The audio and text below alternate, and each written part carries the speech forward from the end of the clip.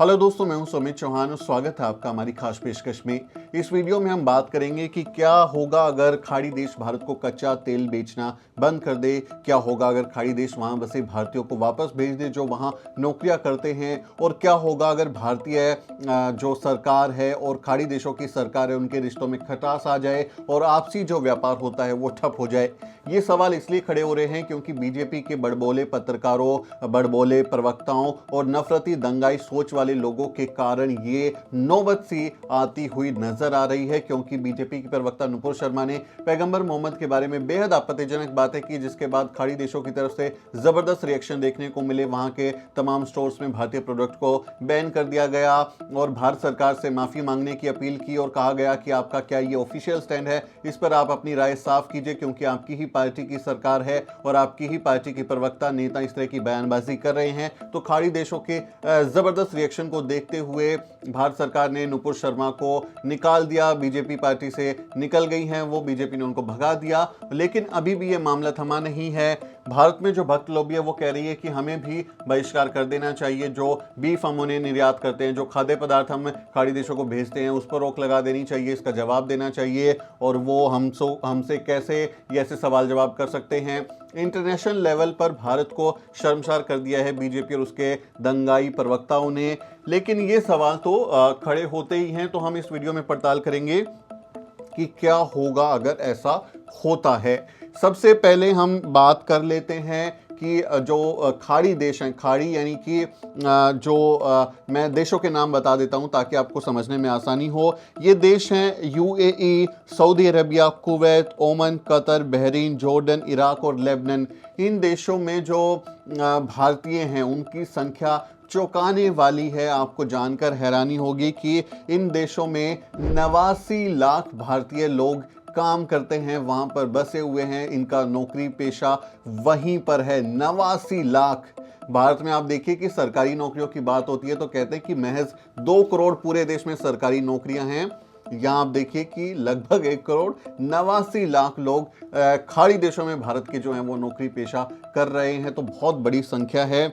मैं आपको देशों के हिसाब से नेशन वाइज आपको बता देता हूं कि कौन से देश में कितनी भारतीय आबादी है, क्या वहां पर काम ये लोग कर रहे हैं। यूएई की अगर बात करें तो वहां पर जो उनकी 34.6% आबादी है वो भारतीय है, यानी 100% लोगों में से 34.6% लोग भारतीय हैं। यूएई में 34,25,144 भारतीय बसे हुए हैं। ये लोग वहां पर काम धंधा करते हैं। सऊदी अरबिया की अगर बात कर लें तो वहां पर 25,94,947 भारतीय बसे हुए हैं, जो कुल आबादी का 7.5% है सऊदी अरबिया का। कुवैत की अगर बात करें तो कुवैत में 10,29,861 भारतीय हैं जो वहां अलग अलग क्षेत्रों में काम कर रहे हैं, हॉस्पिटल में, होटल इंडस्ट्री में, इंजीनियरिंग में, या तमाम जो उनके आईटी इंडस्ट्री है, जो भी उनके वहां रोजगार है, वहां पर भारत के लोग काम कर रहे हैं कुवैत में। और ये वहां की आबादी का 24.1% है, यानी सबसे ज्यादा भारतीय वहां पर बसे हुए हैं और उनसे भारत को बहुत ज्यादा आमदनी होती है। उस पर भी हम बात करेंगे कि खाड़ी देशों से कितनी भारत की इनकम होती है और मोदी सरकार के लिए क्यों एक चिंता की बात है। इससे आगे हम बढ़ें तो ओमान की अगर बात करें तो 7,81,144 लोग वहां बसे हुए हैं, जो ओमान की कुल आबादी का 15.3% है। कतर में 7,46,550 भारत के लोग काम करते हैं, जो कतर की कुल आबादी का 25.9% है। बहुत बड़ी आबादी है जो वहां पर इन देशों को चला रही है और वहां अपना काम धंधा भी चला रही है और भारत को इससे फिर आमदनी भी होती है। बहरीन की बात करें तो बहरीन में 3,26,658 लोग काम करते हैं भारत के। ये बहरीन की कुल आबादी का 19.2% है। जॉर्डन की अगर बात करें तो 20,760 लोग वहां काम करते हैं। इराक में 18,007 लोग काम करते हैं। लेबनान में 8,537 लोग भारतीय हैं जो वहां काम धंधा करते हैं, वहां की आबादी में इनका हिस्सा है। तो इंडिया जो है, इंडियंस जो हैं वो लार्जेस्ट रिटेल स्टोर और रेस्टोरेंट भी चलाते हैं, जो रिटेल स्टोर्स होते हैं, यानी आपके यहाँ जैसे भारत में आप देखेंगे बिग बाजार या इस तरह की जो मार्केट्स होती हैं, सुपर मार्केट्स, इनकी सबसे बड़ी चेन भारतीयों की है। रेस्टोरेंट चलाते हैं, वहाँ पर होटल इंडस्ट्री चलाते हैं, ज़बरदस्त इनका कारोबार है, बहुत ज़्यादा पैसा वहाँ कमाते हैं। खूब फल फूल रहे हैं, क्योंकि जब खाड़ी देश आगे तरक्की कर रहे हैं तो वहाँ बसे भारतीयों को भी अच्छा काम मिल रहा है और अच्छा वो रोजगार वहाँ पर कर रहे हैं। और ये सबसे बड़ी चिंता की बात इसलिए है कि अगर भारतीय सरकार, भारत की जो बीजेपी सत्ताधारी पार्टी है, नरेंद्र मोदी जो प्रधानमंत्री हैं, उनके प्रवक्ता, उनके नेता इस तरह की दंगाई सोच का अगर कहें कि खुला प्रदर्शन करेंगे, उनके जो श्रद्धेय इष्ट हैं उनके बारे में इस तरह की बातें कहेंगे, तो उसका रिएक्शन होगा। और मुसलमानों के खिलाफ बीजेपी और भारतीय की जो अभी मौजूदा सरकार है उनकी जो कहें कि एक नफरत है, वो छुपी हुई बात नहीं है, वो लगातार सामने आती रही है। इनके लोग तमाम इस तरह के बयान देते रहे हैं कि गोली मारो गद्दारों को, देश के गद्दारों को गोली मारो, सालों को दंगे, नफरत, 2002 के दंगे कौन भूल सकता है। तो ये अब चिंता की बात इसलिए होगी क्योंकि मोदी खुद सरकार चला रहे हैं और उन्हें देश को जवाब भी देना है, देश के खर्चे भी निकालने हैं, देश का घाटा भी कम करना है, तो उनके ऊपर जिम्मेदारी है। लेकिन उनके जो प्रवक्ता हैं, उनके नेता हैं, उनको खुली छूट क्यों दी हुई है, ये सवाल खड़ा होता है। आगे बढ़ते हैं कि अगर हम यूएई की बात करें कि यूएई से भारत का जो व्यापार है, ट्रेड है, बायलैटरल ट्रेड हमारा उनके साथ होता है, वो कितना अहम हो जाता है, कितना परसेंट व्यापार हमारा हो रहा है, उससे कितनी आमदनी होती है, ये हम जानने की कोशिश करते हैं। ये आप गल्फ कंट्रीज़ में आप देखेंगे यूएई जो है वो तीसरा सबसे बड़ा ट्रेड पार्टनर है भारत का। गल्फ कंट्रीज़ में बहुत ज़्यादा व्यापार हो रहा है। यूएई के साथ हमारा 28,853.6 मिलियन यूएस डॉलर का व्यापार होता है, जो भारत के कुल व्यापार का 9.2% है। यानी करीब भारत का जितना भी दुनिया के अलग अलग देशों से व्यापार होता है उसका करीब 10% व्यापार तो सिर्फ हम संयुक्त अरब अमीरात के साथ ही कर रहे हैं। मिलियन डॉलर है ये, आप देखें 28,853.6 यूएस मिलियन डॉलर, इतना बड़ा व्यापार उनके साथ हमारा होता है। सऊदी अरबिया के साथ आप देखें तो 6,236 मिलियन यूएस डॉलर का ट्रेड होता है, जो भारत का जो कुल व्यापार है उसका 2% है। ओमन के साथ 2261 मिलियन यूएस डॉलर का हम लोग व्यापार करते हैं, जो कुल व्यापार का 0.7% है। इराक के साथ भी हम लोगों का व्यापार काफ़ी अच्छा रहा है। 1878.2 यूएस मिलियन डॉलर का व्यापार हम उनके साथ करते हैं, जो कुल व्यापार का 0.6% है। कुवैत के साथ है 1286.6 यूएस मिलियन डॉलर का जो है हम लोग व्यापार कर रहे हैं और ये कुल व्यापार का 0.4% है। कतर के साथ 1268 मिलियन यूएस डॉलर का ट्रेड करते हैं, हमारी जो बायलैटरल ट्रेड उनके साथ में होता है। जॉर्डन के साथ 960, बहरीन के साथ 559 और लेबनान के साथ 204 मिलियन यूएस डॉलर का व्यापार हम लोग करते हैं। और ये बहुत बड़ी बात है क्योंकि जो गल्फ कंट्रीज़ हैं उनके बीच में आप देखेंगे तो भारत का जो व्यापार है वो लगातार बढ़ा है। और साल 2021 और 22 में जो बायलैटरल ट्रेड है between India and the UAE वो करीब 72.9 बिलियन डॉलर का ट्रेड हुआ है। ये अगर कहीं कि अगर उनके साथ हमारे रिश्ते खराब होते हैं, ये व्यापार पर कोई असर पड़ता है तो बड़ी एक आर्थिक आपदा इसको आप मान सकते हैं, ज़बरदस्त नुकसान हो सकता है। और वहाँ पर भी जो ये देश हैं, खाड़ी देश, इनके पास अपनी ज़मीन उपजाऊ नहीं है, पानी नहीं है, तो खाने पीने का खासकर जो सामान है वो भारत ही सप्लाई करता है। तो भारत के जो कृषि उत्पाद हैं उनका भी बड़ा कंज्यूमर जो है वो ये खाड़ी देश हैं। और 85% जो टोटल फूड है वो और जो दाल हैं, सीरियल्स हैं, वो 93% यहाँ से भारत जो है वो उनको भेजता है, बेचता है। तो भारत को बड़ी आमदनी वहाँ से होती है। मार्केट अगर वहाँ बंद होती है तो इसका बड़ा नुकसान देखने को मिलेगा। और इंडियंस जो हैं वो गल्फ कंट्रीज़ के एविएशन सेक्टर में भी ज़बरदस्त तरीके से काम करते हैं, वहाँ पर बड़े बड़े उद्योग स्थापित कर रहे हैं, वहाँ की एयरलाइंस में लोग काम कर रहे हैं। एयरलाइंस के साथ भी आप देखेंगे तो शेयर होल्डर्स हैं, इंडिया के एयरलाइंस में वहाँ के जो लोग हैं वो शेयर होल्डर्स हैं। एयर एशिया, विस्तारा, इन सब में उनके शेयर होल्डर्स हैं। तो ये एक बड़ी कहें कि उद्योगों से जुड़ी हुई, पूंजी से जुड़ी हुई, कारोबार से जुड़ी हुई इकाइयां हैं जिनके साथ आप इस तरह के रिश्ते खराब करने का खतरा मोल नहीं ले सकते। उनका भी नुकसान होगा, लेकिन भारत को इन सब की ज़रूरत है, पैसे की ज़रूरत है, तरक्की करने के लिए ये लोग कह रहे हैं कि विश्व गुरु बनाएंगे, या विश्व गुरु ऐसे बयानों से बनाएंगे तो फिर क्या होगा? मतलब आपके नुपुर शर्मा को आप इस तरह की खुली छूट देंगे, नवीन जिंदल को, आपके नेता को इस तरह की आप खुली छूट देंगे, आपके लोग तो सरेआम मन से बोलते हैं, तो इसका असर जीओसी कंट्रीज़ में, गल्फ कंट्रीज़ में आपको देखने को मिल सकता है। अगर आप उनके ईस्ट के बारे में ऐसी बातें कहेंगे, दंगाई सोच को जाहिर करेंगे, तो उसका असर अब आपको दिख रहा है। और इसीलिए अब देखेंगे भारत सरकार भी बैकफुट पर है लगातार।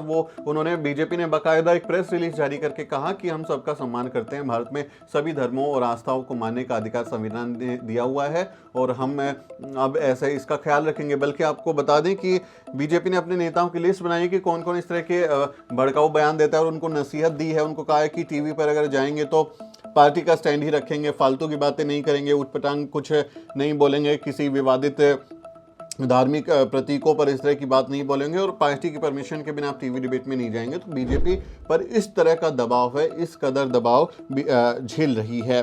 अब मैं आपको एक चीज़ और बता देता हूँ, तेल पर भी हम बात करेंगे, जिसके लिए आप अभी वेट कर रहे हैं उस पर भी बात करेंगे, लेकिन उससे पहले आप ये देखिए कि एक जो विदेश में खासकर खाड़ी कंट्रियों में जो भारत के लोग बसे हुए हैं, जो वहाँ काम धंधा करते हैं, वो सिर्फ ऐसा नहीं कि वहाँ सैलरी लेके वहीं बसे हुए हैं और उससे उनका घर परिवार चल रहा है, वो एक बड़ी धनराशि जो है वो भारत में भेजते हैं।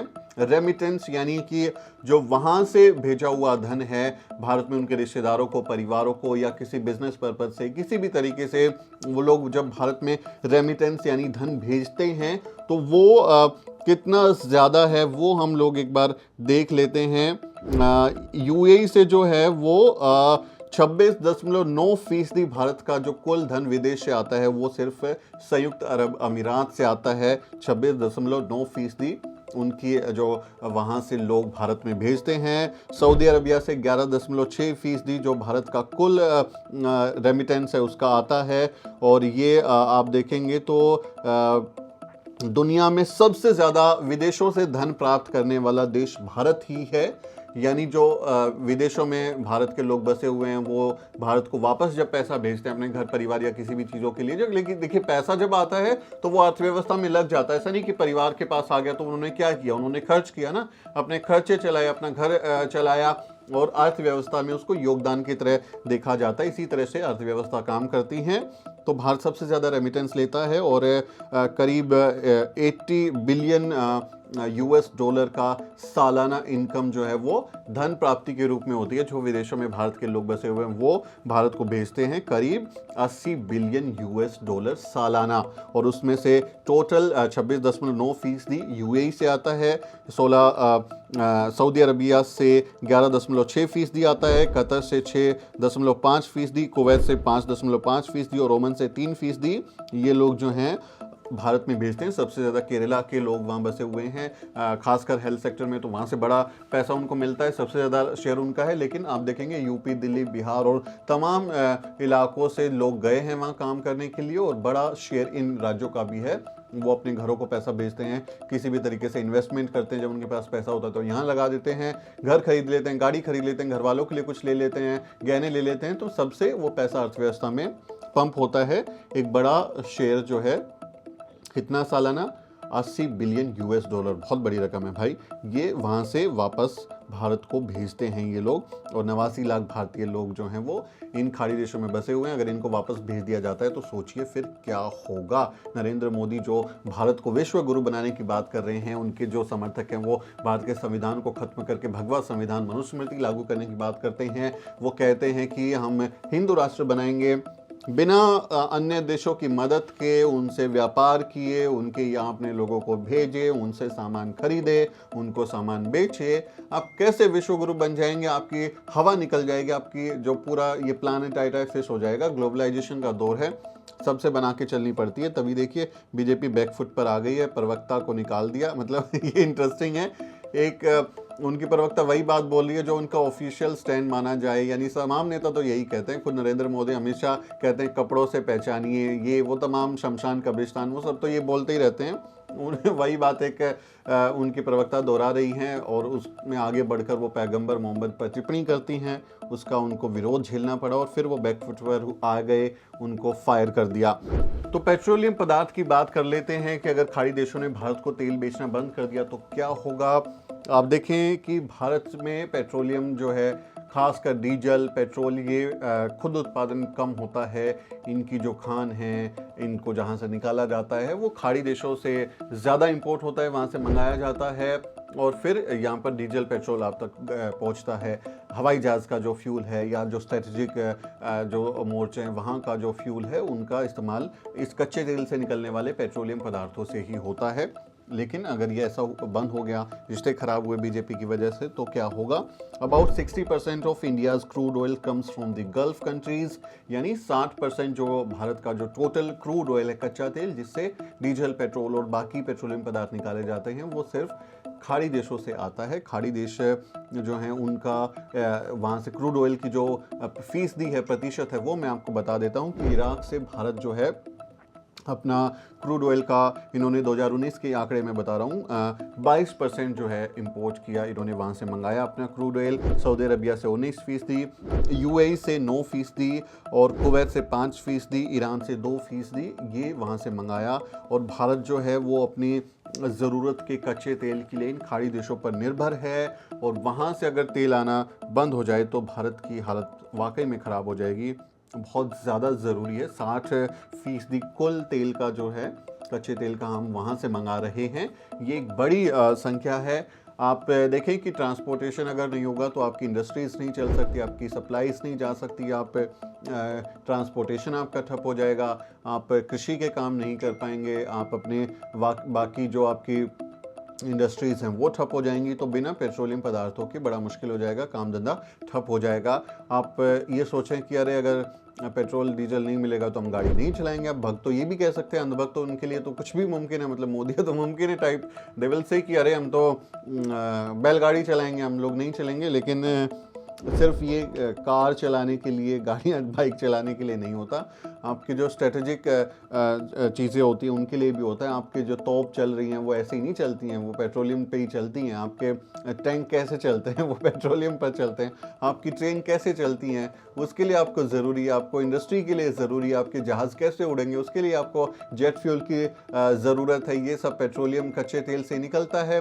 तो ये एक बड़ा जो है पार्टनर गल्फ़ कंट्रीज़ हैं, इंपोर्ट कर जाते हैं जहाँ से हम लोग इस कच्चे तेल को। इनके अलावा हम लोग वेनेजुएला से 7% तेल मंगाते हैं, अमेरिका से 4%, मैक्सिको से 4% और नाइजीरिया से 8% हम तेल मंगाते हैं।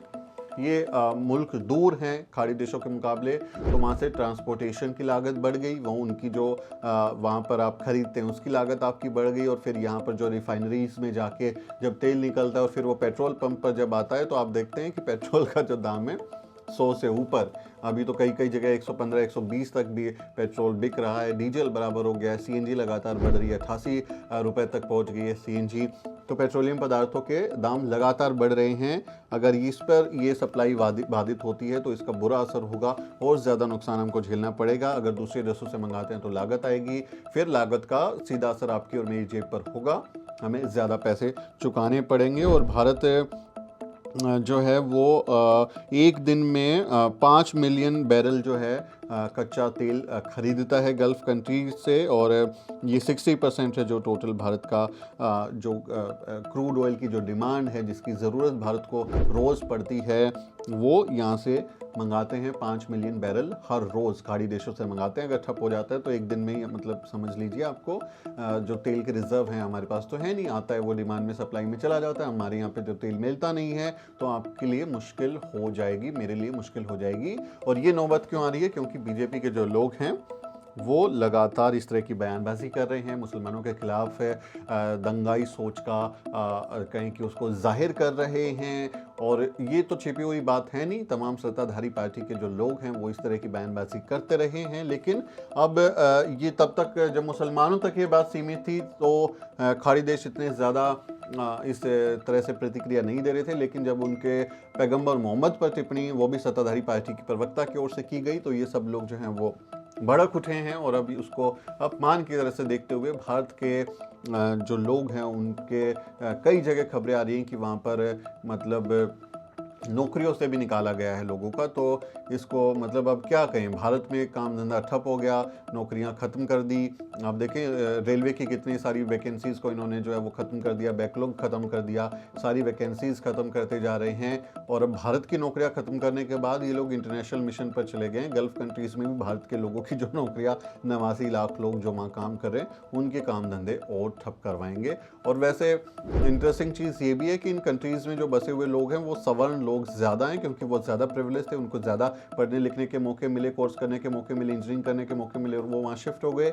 और जब मोदी वहाँ जाते हैं तो यही लोग मोदी मोदी करते रहते हैं, पूरा एनआरआई फ्रेटर्निटी के नाम पर भारतीय संस्कृति का ये ढोल पीटते हैं और विश्व गुरु बनाने की बात करते हैं, भारत में हिंदू राष्ट्र बनाने की बातें करते हैं। ये वहाँ लोग बसे हुए हैं और अब इनके ऊपर भी संकट आ गया। अब ये ज़रूर अपने आप को कोस रहे होंगे कि ये सब क्या हुआ। हम उम्मीद करते हैं कि इन देशों में, क्योंकि धर्मांधता जो है इन देशों में ज़बरदस्त है, धार्मिक एकदम कहें कि अंधे लोग हैं, धर्म को बहुत ज़्यादा तरजीह देते हैं। हम उम्मीद करते हैं कि भारतीयों के खिलाफ वहाँ पर हिंसा ना भड़के, वहाँ पर उनके साथ कुछ गलत ना हो। ये हम उम्मीद करते हैं कि भारत सरकार के नुमाइंदों और भारत की जो बीजेपी पार्टी है उनके लोगों की ऐसी हरकतों की वजह से वहाँ बसे भारतीयों को कोई नुकसान ना हो, ये हम उम्मीद करते हैं। और उनको भी अकल आनी चाहिए कि वो किस विचारधारा का समर्थन कर रहे हैं, जहाँ खा रहे हैं, जहाँ पी रहे हैं, जहाँ उनका रोज़गार हो रहा है, उसी वैचारिकी से जुड़े हुए लोगों के खिलाफ भारत में जब नफरत फैलाने का काम होता है तो उनको भी अब ये सोचना चाहिए। तो अगर खाड़ी देशों से भारत का कच्चा तेल बंद होता है तो इसका बड़ा नुकसान होगा। वहाँ से भारतीयों को अगर निकाला जाता है तो उससे भी बहुत ज़्यादा लोग प्रभावित होंगे। 89 लाख लोग तो वहाँ पर काम कर रहे हैं, उनको आप जोड़ दीजिए। भारत में अगर एक परिवार में 5 सदस्यों को जोड़ेंगे तो 4-5 करोड़ लोगों की सीधी सीधी आबादी प्रभावित होगी। बड़ा एक नंबर है। गल्फ़ कंट्रीज़ के साथ इस तरह से रिश्तों में खटास डालना भारत के लिए हितकारी नहीं है, इसलिए मोदी सरकार को इस पर संजीदगी से काम करना चाहिए। अपनी लोगों की बेवकूफ़ियों का खामियाजा भारत को शर्मसार करके ना चुकाएं, भारत के लोगों के लिए मुश्किलें पैदा करके ना चुकाएं। आपका इस मसले पर क्या कहना है कमेंट में ज़रूर लिखें और हमारे चैनल को सब्सक्राइब करना ना भूलें। मेरा नाम सुमित चौहान है और इस वीडियो स्टोरी में मेरी मदद करें मेरे सहयोगी मोहित। अगले किसी वीडियो में मुलाकात होगी दोस्तों, तब तक आप देखते रहिए द न्यूज़ स्पीक।